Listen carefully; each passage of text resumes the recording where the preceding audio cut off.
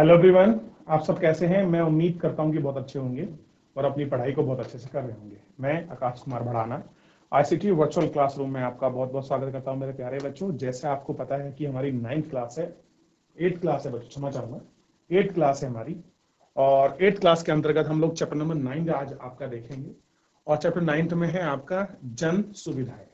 तो हास्याकरण से आपका निपटाना, चैप्टर नंबर 8 को हम लोग आपका देख सकते, हमने अच्छे से देखा।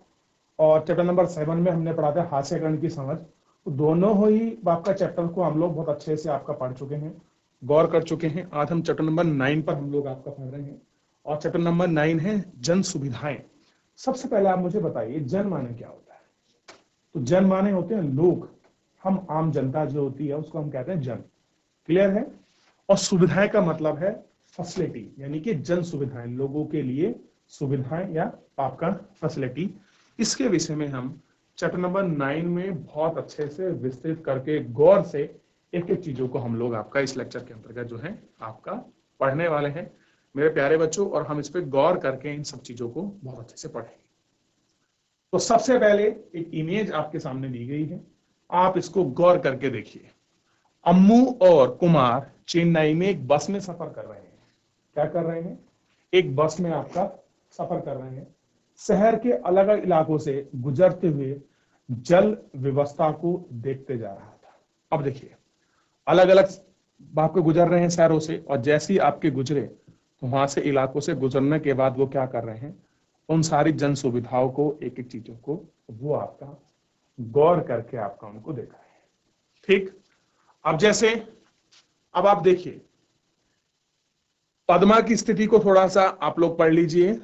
राम गोपाल की जो स्टोरी है उसको देख लीजिए, और अन्नागार जो स्टोर है आप उसको देख लीजिए। ठीक है? सोदा पेट इसमें क्या है इसको वो आपका देख लीजिए। इन सब पे आप अच्छे से गौर करके जो है देख सकते हैं। क्लियर है? ये आपको ध्यान देना। तो बच्चों, ये स्टोरी को तो हम लोग पढ़ेंगे ही, मैं आपको कल ये स्टोरी बताऊंगा, लेकिन आज जो चैप्टर का मेन कंटेंट है हम उस पर अपना फोकस करेंगे और उसको गौर करके देखेंगे। क्लियर है? ऐसे ही आपका मडिकापा है, उसको देखिए, वहां शिवा का घर देखिए। सुब्रमण्यम की स्थिति को देखिए कि जल के वाटर टैंक किस तरह से आ रहे हैं।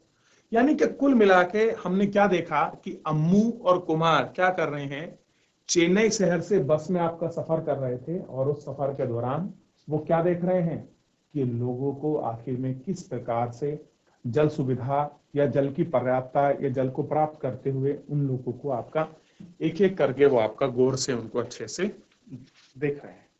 क्लियर है? ये चीजें इसमें। ठीक। अब इससे आगे हम लोग आपका देखते हैं चेन्नई के लोग और पानी। हम क्या बात कर रहे हैं कि जो चेन्नई के लोग हैं और उस पानी के विषय में जो स्टोरी है हम उसको आज आपका देखने वाले हैं, उसको शुरू करते हैं।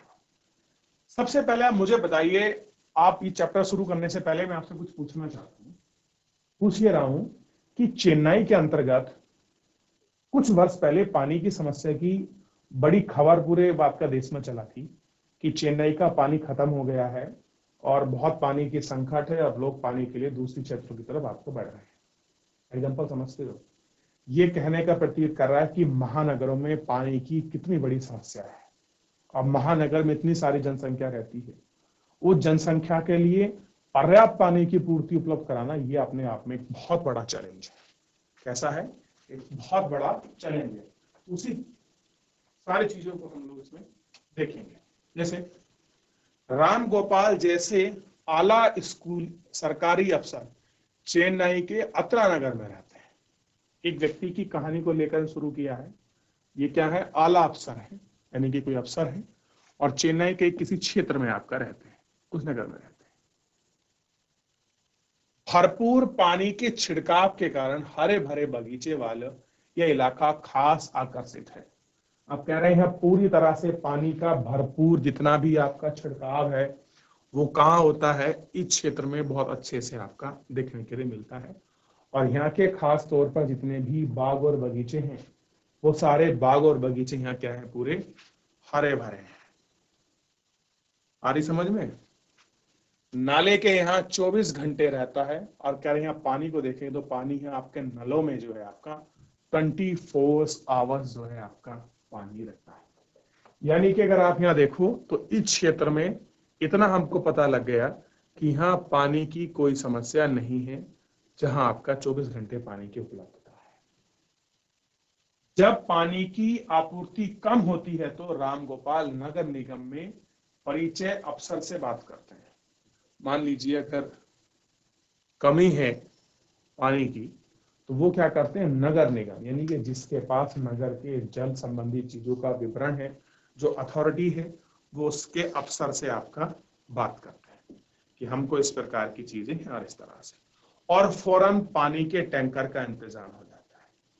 और क्या कह रहे हैं कि जितने भी पानी उनको चाहिए, फौरन क्या हो जाता है, पानी का जो टैंकर है उस टैंकर का इंतजाम इनके पास आसानी से हो जाता है। शहर में ज्यादातर इलाकों में मैलापुर के सुब्रमण्यम के अपार्टमेंट में पानी की कमी है। एक अन्य क्षेत्र बताया है, एक अन्य जो इलाका है उसके विषय में बात कर रहे हैं, मैलापुर, और उसमें क्या है, सुब्रमण्यम अपार्टमेंट में भी पानी की कमी है। एक अपार्टमेंट मतलब जहां पर लोग रहते हैं, हम उनको अपार्टमेंट कहते हैं। बहुत ऊंची ऊंची इमारतें हैं, हम उनको फ्लैट या अपार्टमेंट कह के संबोधित करते हैं। तो ऐसे जगह है जहां पर क्या है, पानी की आपका कमी है। यहां नगर पालिका 2 दिन में एक बार पानी उपलब्ध कराती है। सोच के देखिए, पानी कितने दिन में मिल रहा है, 2 दिन में पानी एक बार उनको प्रोवाइड हो रहा है। यानी कि 2 दिन में एक बार पानी की उपलब्धता है। कुछ लोगों की जरूरतें निजी बोरवेल से पूरी हो जाती हैं, लेकिन बोरवेल का पानी खारा है, लोग उसे शौच और साफ सफाई के लिए इस्तेमाल करते हैं।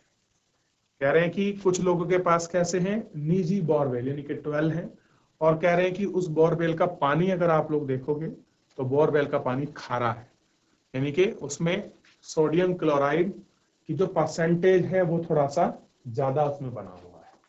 ठीक है, और कह रहे हैं लोग उसे कहाँ यूज करते हैं, या तो अपने शौच में यूज करते हैं या अपने साफ सफाई में यूज करते हैं। क्लियर है, दूसरे कामों के लिए टैंक रोककर पानी खरीदना पड़ता है। अगर आपको खाना बनाना है, पानी पीना है, तो उसके लिए आपको जो टैंक है उनको रोककर अपना काम करना पड़ता है। सुब्रमण्यम टैंकरों से पानी खरीदकर हर महीने 500 से 600 रुपए का खर्चा करते हैं। कितने का खर्चा जाता है जो आपके सुब्रमण्यम जी हैं, तो आप पाएंगे उनका 500 से 600 रुपए पर मंथ का खर्चा है केवल पानी खरीदने के लिए। यानी कि उनको पीने के पानी के लिए मंथ में 500 से 600 रुपए जो है आपका खर्च करना पड़ता है। यह आपको ध्यान रहे। पानी के पीने को साफ करने के लिए लोग घरों में ही जल संशोधन उपकरण लगवाए हैं। और क्या कह रहे हैं, घरों में ही जल शोधन जो है उपकरण वो आपके इन्होंने लगाए। ठीक, ये आपको ठीक। चलिए, तो इतना आपने चेन्नई की स्थिति में 2 लोगों का किया, एक है राम गोपाल जी और एक है आपका सुब्रमण्यम जी। दोनों के घरों की, जहां वो जिस क्षेत्र में रहते हैं उनकी स्थिति को पढ़ा। एक में 24 आवर्स पानी है, एक में 2 दिन में एक बार पानी आता है, और लगभग 500 से 600 रुपए वो पानी में अपना खर्च कर देते हैं। बहुत से लोग के हैं आपकी बोरवेल है जिसका पानी खारा है, वो अपने साफ सफाई में शौच में उसको यूज करते हैं। ये कंडीशन है चेन्नई की। मडीकापा के एक मकान में शिवा पहली मंजिल में किराए पर रहता है। अब देखिए, मैं आपको दिखा दूं, यही वो जगह है जहां वो रह रहा है, उसकी पूरा घर हमको दिखाया गया है। ठीक है, याद रहेगा आपको। ठीक, शिवा पहली मंजिल में रहता है, तो स्थान देख लीजिए और व्यक्ति का नाम। हम छोटी छोटी स्टोरियों से ही चीजों को जानना शुरू करेंगे। उसे 4 दिन में एक बार पानी मिलता है। बताइए कितनी बड़ी बात है, कब मिल रहा है, 4 दिन में एक बार पानी उसको मिलता है। पानी की कमी के कारण वह अपने परिवार को चेन्नई में नहीं ला पा रहा है। यानी कि पानी की कमी है, इसलिए वो क्या नहीं चाहता कि उसकी फैमिली को वो आपका रखने में इतना सामर्थ्यवान नहीं हो पा रहा है कि वो अपनी फैमिली को वहां रख पाए। ठीक, पानी के लिए शिवा बाजार से पानी की बोतलें खरीदता है। पद्मा घरेलू नौकरानी है, यानी कि जो उसकी वाइफ है। वह सोदा पेट में काम करती है और पास ही एक झुग्गी बस्ती में रहती है। उसकी झुग्गी का किराया 650 रुपए महावर यानी कि प्रति महीना है। कहाँ रहती है? एक झुग्गी में रहती है। और क्या करती है झुग्गी में रहने के साथ? वो आपका इतना उसका जो है आपका किराया भी जो है वो आपका देती है। उसकी झुग्गी में ना तो शौचालय है और ना ही पानी का अन्य कोई स्रोत यानी कि साधन है। इस तरह 30 झुग्गियों के लिए एक कोने में ही नाला है और इस नाले में रोज 20 मिनट के लिए बोरवेल का पानी आता है। कैसा है? नाला है और रोज क्या करते हैं? 20 मिनट के लिए आपका इसमें रोज बोरवेल में जो है पानी आता है। अब आप मुझे देखिए कि आप तीन स्थिति को अलग अलग पढ़ चुके हैं। एक ऐसी जगह है जहां पौधों को पानी मिल रहा है, हर भरे हैं, 24 आवर्स पानी है।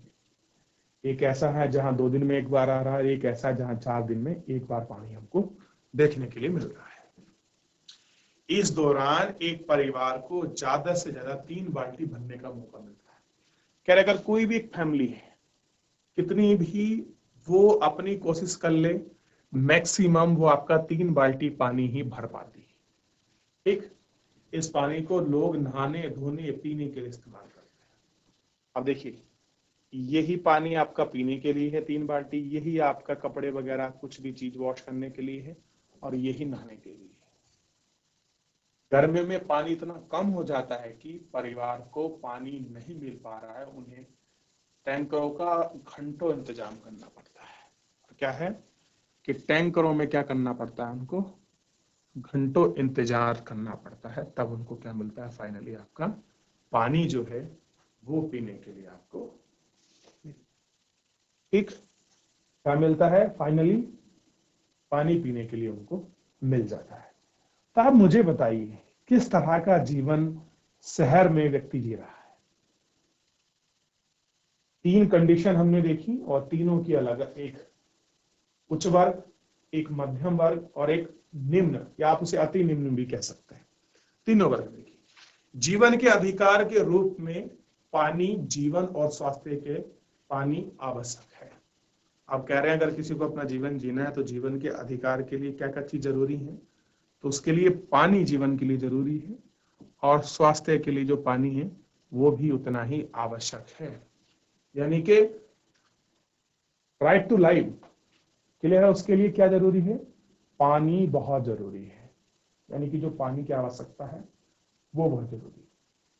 ठीक, ना ये केवल हमारी दैनिक जरूरतों को पूरा करता है, करने के लिए आवश्यक है, बल्कि पीने का साफ पानी बहुत सारे पानी से बीमारी वाले में भी रोका जाता है। भारत की स्थिति यह है कि जिन देशों में दस्त, पेचिश, हैजा जैसी बीमारी सबसे ज्यादा सामने आती हैं, उनका स्थान काफी ऊपर होता है। कैसे होता है? काफी ऊपर होता है। अगर ये सारी चीजें आती हैं तो जो इनका स्थान है वो काफी ऊपर आता है। कौन कौन सी बीमारियां हमारे यहाँ पानी से होती है मुझे बताइए।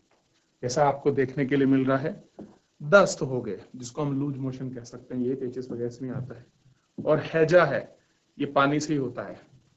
टाइफाइड है, पानी की कमी से होता है। क्लियर है? खराब पानी अगर आप यूज करते हैं।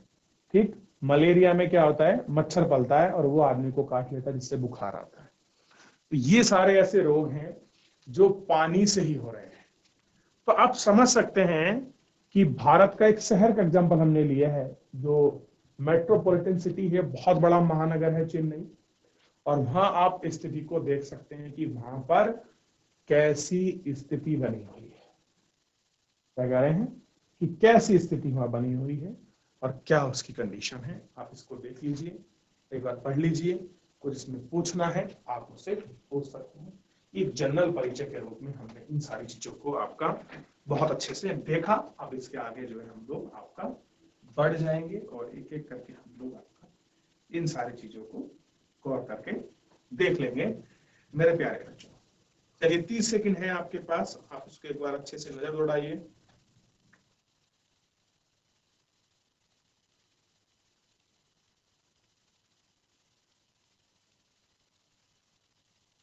आगे बढ़ जाएं, कोई डाउट नहीं है, कोई क्वेरी नहीं है, चलिए आगे देखते हैं।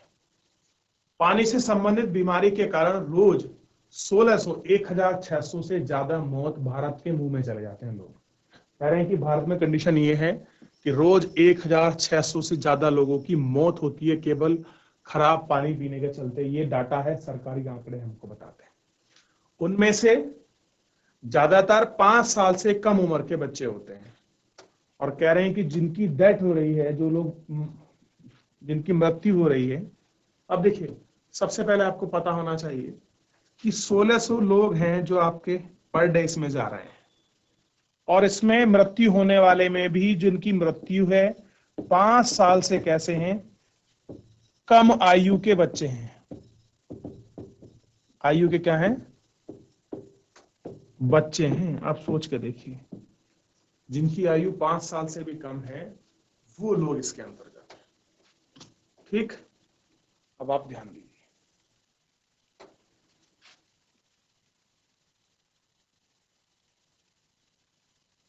अगर लोगों के पास पीने का पानी सहज रूप से उपलब्ध हो तो इन मौत को रोका जा सकता है। भारतीय संविधान के अनुच्छेद 21 के अंतर्गत पानी पीने का अधिकार को जीवन के अधिकार का हिस्सा माना गया है। अब ये पॉइंट थोड़ा सा आपको ध्यान रखना है कि भारतीय संविधान, इंडियन कॉन्स्टिट्यूशन का आर्टिकल 21 वेरी वेरी इंपॉर्टेंट है। आप इसको ध्यान रखिए। ये अक्सर हमको देखने के लिए मिलता है कि पानी के पीने का जो अधिकार है उस अधिकार के हिस्से के रूप में देखा गया है। क्या है, इस अधिकार के हिस्से के रूप में जो है इसको आपका देखा गया है। इसका मतलब यह है कि अमीर व्यक्ति हर गरीब को यह अधिकार देता है कि सस्ती कीमत पर दैनिक जरूरतों को पूरा करने के लिए पर्याप्त मात्रा में पानी मिले। कैसा हो, पर्याप्त मात्रा में पानी हो। और ये हर एक गरीब व्यक्ति का राइट्स है कि उसको क्या हो, दैनिक जीवन में सस्ती कीमत पर। अब ऐसे नहीं कि आप उसको 10 रुपए लीटर देंगे, मान लीजिए 100 लीटर पानी की कीमत 5 रुपए 2 रुपए, इस प्रकार की बातें होती हैं। तो ये गवर्नमेंट की रिस्पॉन्सिबिलिटी है, वो इस तरह से लोगों को पूरा कराए। उच्च न्यायालय को, सर्वोच्च न्यायालय ने कई मुकदमों में यह कहा है कि सुरक्षित पेयजल अधिकार मौलिक अधिकार में से ही एक है। क्या है, हाई कोर्ट को किसने कहा है, सुप्रीम कोर्ट ने। बहुत सारे ऐसे केसेस आए हैं, उसमें कहा है कि सुरक्षित जो जल है, साफ सुथरा जल की बात हो रही है, अधिकार क्या है, मौलिक अधिकार का एक हिस्सा है। यानी कि मौलिक अधिकार का ही एक ऐसा भाग है जो आप कह सकते हैं कि ये राइट्स है उनके पास। क्लियर है, आप इसको गौर करके देखिए। सुप्रीम कोर्ट ने कई बार हाई कोर्ट को भी कहा है कि मौलिक अधिकार, फंडामेंटल राइट्स का पार्ट है आपको स्वच्छ पेयजल, और आपको स्वच्छ वातावरण मिले, ये भी उसका क्या है, एक एग्जांपल हमारे सामने है। आगे देखते हैं। 2007 में आंध्र प्रदेश उच्च न्यायालय ने पानी की गंदगी के सवाल पर महबूब नगर जिले के एक किसान को द्वारा लिखे गए पत्र के आधार पर चली सुनाई इस बात को दोहराता है कि पत्र भेजने वाले किसान की शिकायत थी, एक कपड़ा बनाने वाली कंपनी के पास गांव में जलाधार में विषैला रसायन छोड़ रही थी, जिससे भूमिगत पानी दूषित हो गया, जो सिंचाई और पीने के लिए का स्रोत था। क्या हुआ, महबूब नगर के एक एग्जाम्पल हमको देखकर कहानी को समझाने की कोशिश की है कि महबूब नगर में क्या कंडीशन थी। एक किसान था जिसने पत्र लिखा कि कोई केमिकल फैक्ट्री हमारे यहाँ लग गई है, और उस केमिकल फैक्ट्री लग जाने के कारण क्या हुआ है कि जो एक पानी का स्रोत है, जलाधार है, वो आपका रसायन वाला पानी उसमें छोड़ा जा रहा है भूमिगत में, और उसको छोड़ने के बाद क्या हो रहा है, हमको बहुत सारी जो समस्या हैं वो आपको इसमें दिखाई दे रही हैं, और आप इनको समझ सकते हैं कि भूमिगत में जो है ये समस्या हमको आम मिल रही है, जिससे पानी पीने का और सिंचाई का पानी दोनों ही आपके प्रदूषित हो रहे हैं। ऐसा उसने आंध्र प्रदेश न्यायालय में एक अपना पत्र लिखा था 2007 में, जिसने हाई कोर्ट ने उसको सुनते हुए कुछ अपने अधिकार चीजों को बताया। तो आप ये समझ सकते हो मेरे प्यारे बच्चों कि कोर्ट को ये राइट है कि कॉन्स्टिट्यूशनल जो आपको प्रोविजन है, जो संवैधानिक अधिकार आपको संविधान में आम नागरिकों के लिए मिले हैं, उन सभी नागरिकों का, उन अधिकारों का नागरिकों के लिए पालन हो, इसके लिए हमारा न्यायालय समय समय पर इस तरह की एडवाइजरी, इस तरह के आदेश राज्य सरकार, केंद्र सरकार, जिला सरकार इत्यादि को दे सकता है, ताकि जिससे मानव के जो भारतीय नागरिक हैं उनको संविधान में वर्णित अधिकार आपके पूरित हो, आपके परिपूर्ण हो, ऐसा प्रयास रहता है। क्लियर है? तो आप ये सारी चीजों को देखा कि स्वच्छ पानी पीने का उपलब्ध होने का भी अधिकार आपका मौलिक अधिकार का पार्ट है, यानी कि आपका फंडामेंटल राइट्स है कि आपको स्वच्छ पानी मिले। और फंडामेंटल राइट्स है तो ये किसकी रिस्पॉन्सिबिलिटी है कि आपको पानी उपलब्ध कराए? ये जिम्मेदारी है आपका सरकार की। जो गवर्नमेंट है उसकी रिस्पॉन्सिबिलिटी है कि वो आपको पानी उपलब्ध कराए। क्लियर है? ये आपको ध्यान रखना है। चलिए, तो इतना आपने देख लिया। यहां तक किसी कोई डाउट कि कोई चीज पूछना है? आगे बढ़ जाएं, आगे देखते हैं। इस मुकदमे के आधार पर न्यायाधीश ने महबूब नगर के जिला कलेक्टर को आदेश दिया कि वह गांव के प्रत्येक व्यक्ति को हर रोज 25 लीटर पानी उपलब्ध कराए। और क्या कहा कि गांव के हर एक व्यक्ति को 25 लीटर जो पानी है वो रोज आपको उपलब्ध कराना है। और ये हाई कोर्ट के जो न्यायाधीश हैं, न्यायमूर्ति हैं, उन्होंने ये आदेश जारी करा। और आदेश किसको गया? जिला कलेक्टर को। ठीक है, जिला कलेक्टर को यह आदेश आपका चला गया। तो आपको ये सारी चीजें पता होनी चाहिए कि कोर्ट्स कैसे आपका राइट्स देता है, क्या क्या प्रोविजन कर सकता है और क्या उसके प्रोविजंस है। तो इन सभी को जो है आप ध्यान रख सकते हो। ठीक, याद रहेगा इतना। चलिए, अब बात करें जन सुविधाओं की। ठीक, पानी की तरह कुछ अन्य सुविधाएं भी हैं जिनका हर एक व्यक्ति के लिए इंतजाम किया जाना चाहिए। कह रहे हैं कुछ ऐसी भी सुविधाएं हैं जिनके लिए हर व्यक्ति के लिए उनका इंतजाम किया जाना चाहिए। पिछले साल आपने स्वास्थ्य और स्वच्छ पानी इन दोनों की सुविधा के बारे में पढ़ा है। कह रहे पिछले साल आपने क्या पढ़ा है? स्वास्थ्य के विषय में पढ़ा है और स्वच्छता के विषय में आपने पढ़ा है। ठीक, इसी तरह बिजली, सार्वजनिक परिवहन, विद्यालय, कॉलेज भी अनिवार्य हैं। कह रहे हैं कि आपको पब्लिक ट्रांसपोर्ट मिले, विद्यालय मिले, कॉलेज मिले, ये सब चीज आपके लिए जरूरी है। इन्हें ही जन सुविधा के नाम से जाना जाता है।